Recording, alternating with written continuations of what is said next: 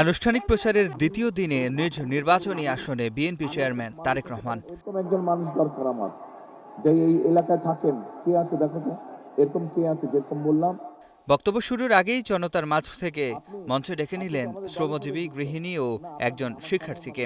তাদের থেকেই শুনলেন ভাষানটেকবাসীর সমস্যার কথা। মূল চাওয়াটা হলো আপনাদের সরকার হতে পারে, তাহলে আমাদেরকে একটা পণ্য বসানো করার একটা ব্যবস্থা করে দিতে হবে। এই দিকের পরিবেশটা যদি আরেকটু সুন্দর হতো, যাদের যাদের জায়গা নির্যাতন হয়েছে তাদেরকে আপনি একটু সহযোগিতা করবেন। তো আমাদের মেয়েদের জন্য কোনো কর্মসংস্থানের কোনো ব্যবস্থা নেই এখানে। তো আমরা চাই মানে এই ভাষানটেক এলাকায়। আচ্ছা আচ্ছা। এভাবে সমস্যার সমাধানের প্রতিশ্রুতিও দিলেন। বিশেষ করে বিএনপি জয়যুক্ত হলে ভাষানটেক বস্তিবাসীদের পুনর্বাসনের অঙ্গীকার করেন তিনি।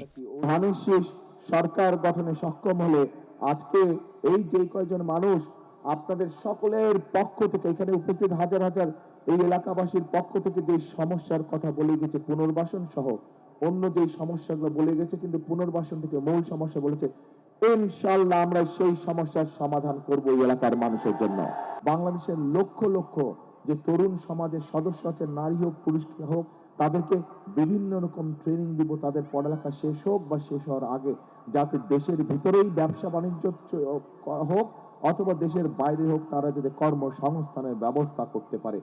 মানুষের সমস্যার সমাধানে মানুষের দ্বারা নির্বাচিত সরকার প্রয়োজন উল্লেখ করে তারেক রহমান বলেন, ধ্বংস হওয়া দেশকে পুনর্নির্মাণ করতে হলে গণতন্ত্র প্রতিষ্ঠা করতে হবে।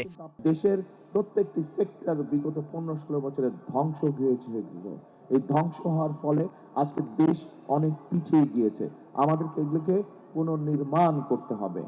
যদি পুনর্নির্মাণ করতে হয়, তাহলে অবশ্যই আমাদেরকে এই দেশে গণতন্ত্রকে প্রতিষ্ঠিত করতে হবে। এর আগে সমাবেশে যোগ দিতে দুপুর থেকে ভাষানটেক বিআরপি মাঠে আসতে থাকেন ঢাকা 17 আসনের বিএনপি ও অঙ্গ সংগঠনের নেতাকর্মীরা। সন্ধ্যার পর পূর্ণ হয় বিআরপি মাঠ। দুর্নীতি অনাচার দিয়ে ধ্বংস করে ফেলা হয়েছে। সিফাত শাহরিয়ার, স্টার নিউজ, ঢাকা।